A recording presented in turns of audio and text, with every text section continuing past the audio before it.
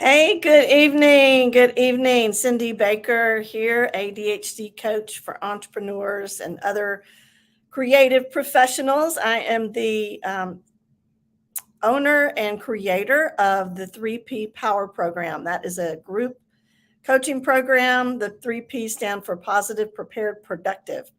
And so if you want to know more about that, reach out. I love talking about it. But tonight we are going to talk about something else. We're going to talk about thinking. We're going to talk about stinking thinking. So, or at least that's what I like to call it. So, let me make sure I'm streaming here where I'm supposed to and everything's working right. A little tech check. Awesome. Awesome. All right. So, good to see you all, whatever platform you're watching this on. Um, I would love to know where you're tuning in from. If you're watching live, if you're watching the replay, just let me know. Put a little comment, hashtag replay. But if you're watching live, let me know where you're tuning in from. If you're on LinkedIn or Facebook, or just keep those comments going. Um, if you hear something that you agree with, let me know. Or if you have a question about, or maybe just an aha that you want to put a little emoji, let me know. That would be good. But this is actually a two-part series. We're going to talk about negative thinking traps. That actually went into this last year, and I think it's about time to revisit it because it's good stuff. So you've probably heard the phrase, "Don't believe everything you hear." Well, I've also heard the phrase, "Don't believe everything you think." But have you thought about the specific implications in your life of holding on to faulty thinking, or what I like to call stinking thinking?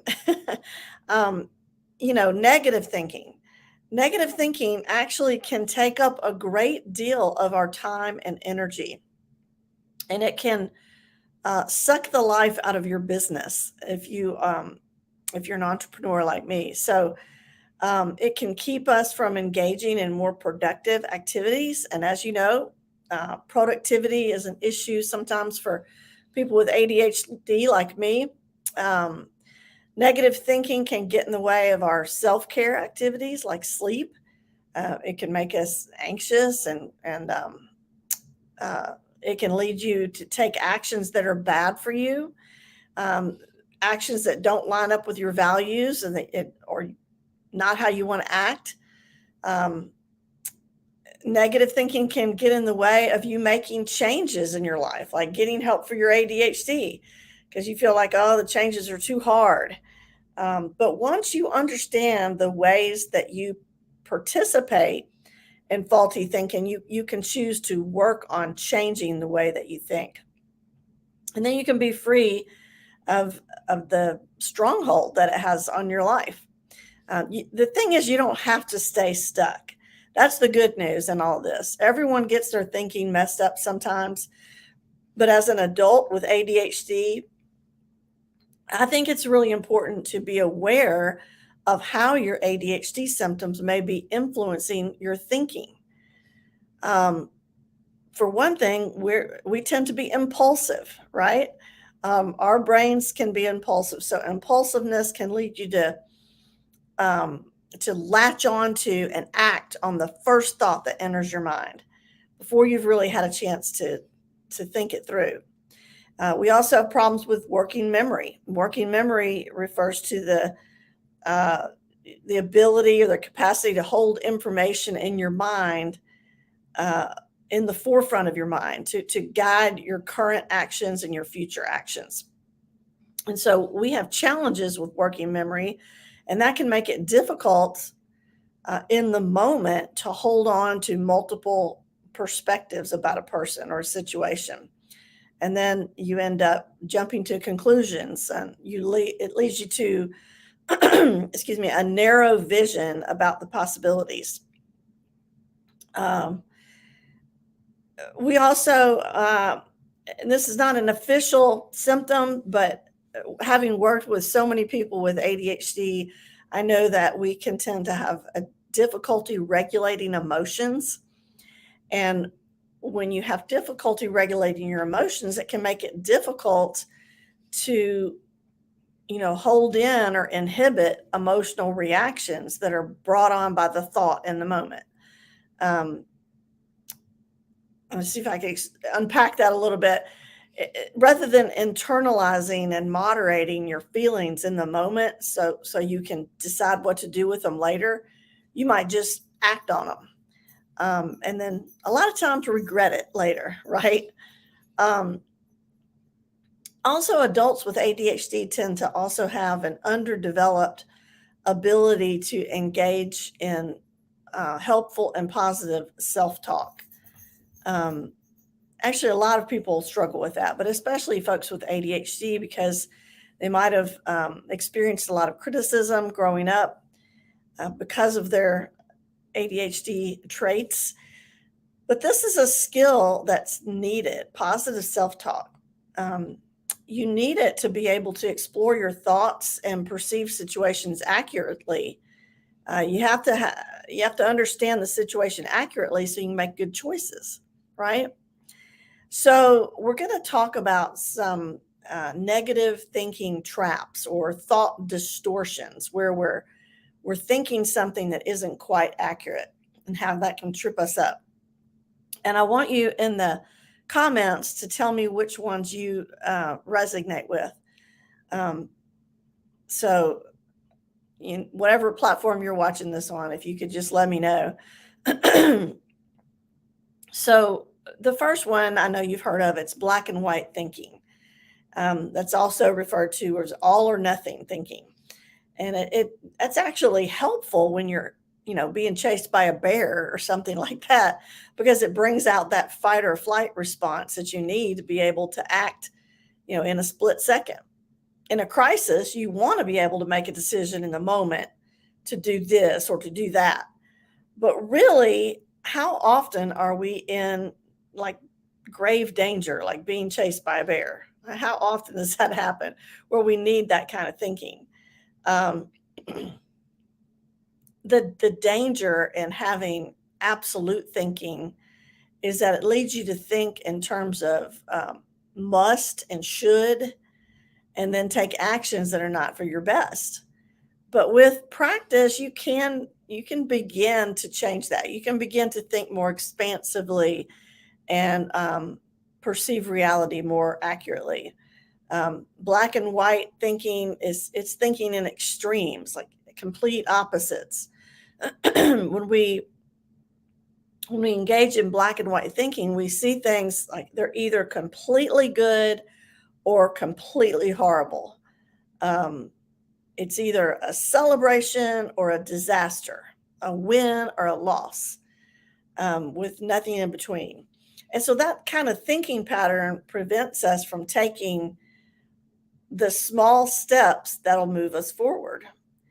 Um, I give you an example. You might say, well, if I can't clean the whole house today, I might as well not clean anything. It's all or nothing, you know? Or he's a jerk. Well, somebody who maybe says something rude, it doesn't mean that their whole life that they're a jerk. It's an exaggeration. Or, you see that you made some typos in an email and you're like, oh, I'm just a total screw up. No, you're not. You just made a few mistakes. It's an extreme reaction. Um, you know, uh, it's like somebody who says, I can't ever do anything right on this job. And if he thinks that he can never get anything right in the job, then he might also think he should just give up, right? He might even decide that they must have made a mistake when they hired him, and all of that kind of. He could just go down that rabbit trail, right? So what if he replaced that thought with, I'm having a hard time with parts of my job right now, but there are some things that are going well too. Maybe I can get some help with XYZ, whatever it is. Um, you know, I'm trying to think of some more examples. Like, in order to do something positive for myself, I need to plan this big trip. Well, that's an extreme. Um, Somebody might say, I can't get organized, so I just might as well not try. Um, Projects that appear too big or too difficult, or they're going to take too long, they overwhelm our brain sometimes, and we just shut down. And in reality, most of life is really composed of the in between. It's not extremes, it's mostly composed of shades of gray, not black and white. And so, as you begin to see situations and people in shades of gray, then you end up becoming more compassionate towards yourself and towards other people. People are not all good or all bad. And yet, a lot of times we either idolize a person or a group, or demonize a person or a group, especially when we don't know them well. And once we get to know someone, it's not so easy to idolize or demonize any longer. So why do we do this? Why do we fall into the thinking trap of black and white thinking? Well, I think one thing is it seems to offer a way to kind of simplify the complex world in which we live. Our brain can get overwhelmed easily. And it doesn't take much time or effort to just write something off as totally bad or wrong or undesirable on the one hand, or to go crazy over something that we just love on the other hand. But thinking carefully, that can be a tedious process. And for those of us with ADHD, it takes too long, and it just becomes painfully boring. uh, and it also requires keeping a lot of different and sometimes conflicting thoughts in our minds at one time in order to be able to um, kind of decipher a situation. And that can be a challenge for our working memory. Um, and our challenges, as I said, with emotional control can also contribute to black and white thinking. Situations with high emotions, those are situations in which we don't take time to pause and reflect. We just come to a snap judgment or jump to a conclusion. So be aware of that. That's my first tip for black and white thinking. If you and put in the chat if this is something that you relate to. Be aware and notice when you're falling into this trap. For some of you, it may be such a habit that you don't even realize, you don't even know there's another way to look at things. So noticing is huge. You can't change what you don't know is happening. So being aware of what you're thinking involves, the use of that executive skill. In education, we call it metacognition, which is just thinking about what you're thinking about your thinking. You might say, am I using black and white thinking right now? That's metacognition. So does anybody relate to black and white thinking? Let me see in the Facebook chat here what you guys are saying. And make sure you say hi if you are watching live. Make sure you just let me know if you're watching the replay as well. And as I go through these different things, I want you to put in the chat which ones you resonate with. So being aware is the first tip, and then be compassionate. In the moment when you find yourself falling into that black and white thinking trap, take a deep breath, step back. It's okay, step back and consider and like mentally observe yourself. Look at the whole picture from more than just one angle, and consider that your choices probably are not actually black and white after all. So don't be afraid to step into the gray, identify what needs to be done. And then what I tell my coaching clients is you need to decide what's good enough. In other words, is 85% effort good enough? Because sometimes our perfectionism means we never finish anything. So pick some place to start for 20 minutes because, black and white thinking will hijack your thoughts and it'll just keep you stuck in perfection or planning actions that are not realistic. And when we're stuck, we can't seem to find other ways of doing things. We're just stuck on that one thing. So that's black and white thinking. And like I said, this is a two-part series, so we're not going to talk about all of them tonight, but I do want to cover another one, another thought distortion, and that's called personalizing. And in that type of thinking, you assume what the other person, what other people do or say is a reaction to you personally or to something that you did.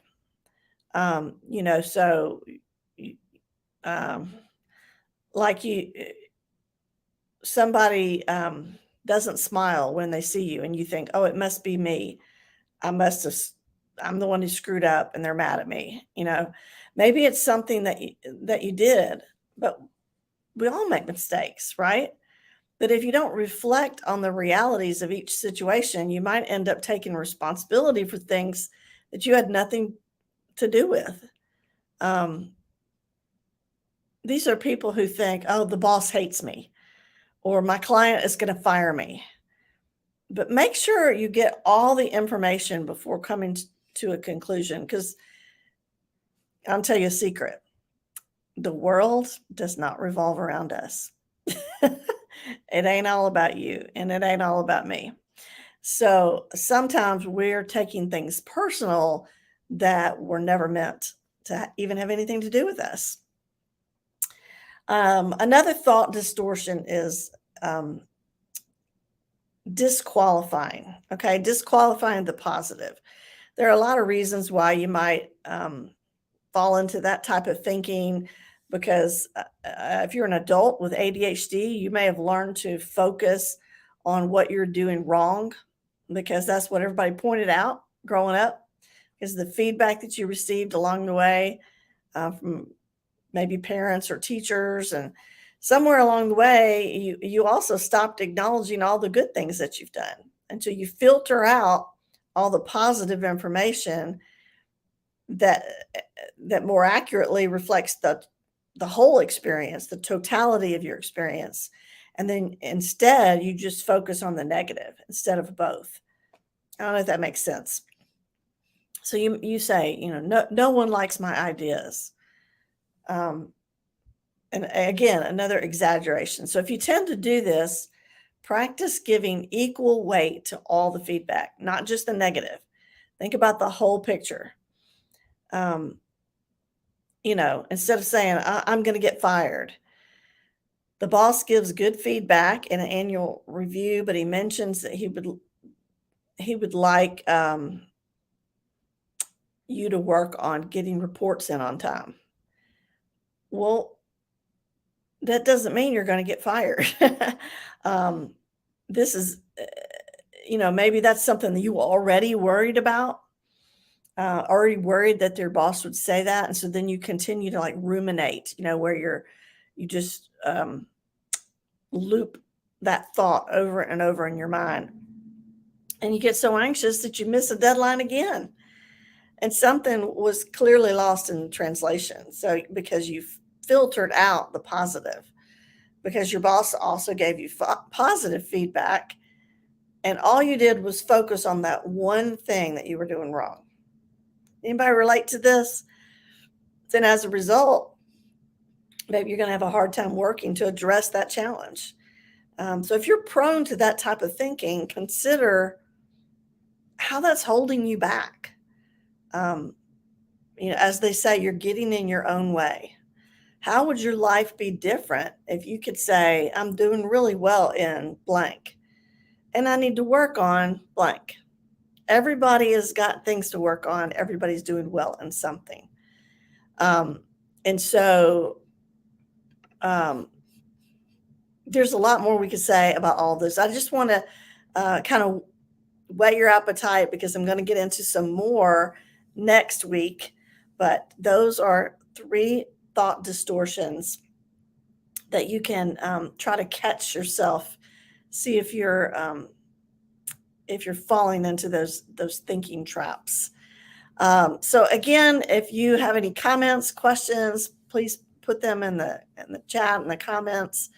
I do want you to know a couple things coming up. On Thursday night of this week, I'm repeating the Get More Done system for entrepreneurs. It's a free live presentation where I show you how it's possible to hack your brain's focus to get more done. And I'll put the link to register in the comments. And then I want you to save the dates for July 17th through the 21st. That's my next free live challenge, Chaos to Control. And so that's always popular, and you'll want to make sure you're in on that. So have a great night, everybody. Again, if you're watching the replay, let me know.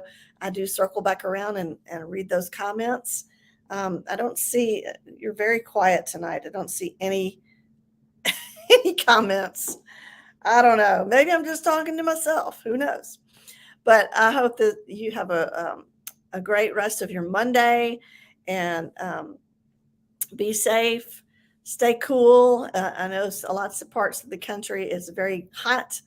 So I will see you next time. Bye.